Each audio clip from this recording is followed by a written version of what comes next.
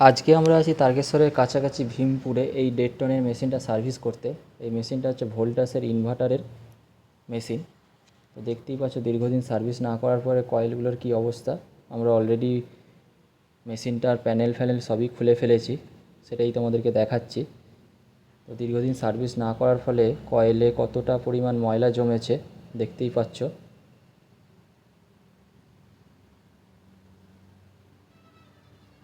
প্যানেলটা আমাদের পাশে রাখা আছে খুলে, সেটাই তোমাদেরকে এবার দেখাবো। এই হচ্ছে আমাদের প্যানেলগুলো।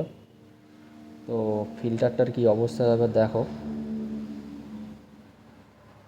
এই হচ্ছে ফিল্টারটা।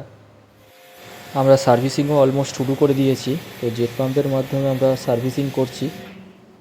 প্যানেলগুলো পাশে রাখা আছে, এরপর সার্ভিসিং করব। তো আগে মেশিনটা ভালো করে সার্ভিস করে নিচ্ছি।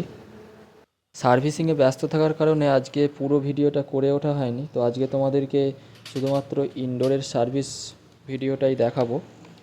তো আমাদের ইনডোরের সার্ভিসও অলরেডি কমপ্লিট হয়ে গেছে, দেখতেই পাচ্ছ। তো সার্ভিসিংয়ের পর কয়েলগুলো কতটা সুন্দর করে পরিষ্কার হয়েছে দেখতেই পাচ্ছ।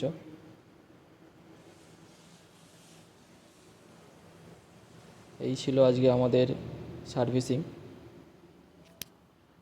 সার্ভিসিং আমাদের প্রায় অলমোস্ট কমপ্লিট, তাই আমরা ইনডোরের প্যানেলগুলোকে ফিটিং করে নিচ্ছি এবার।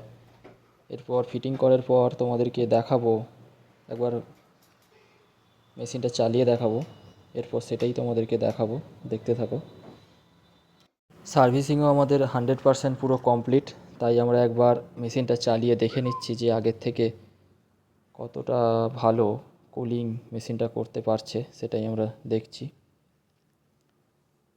তো ভিডিওটা আজকের মতো এখানেই শেষ করছি, দেখা হচ্ছে কোনো এক পরের ভিডিওতে। তো চলো।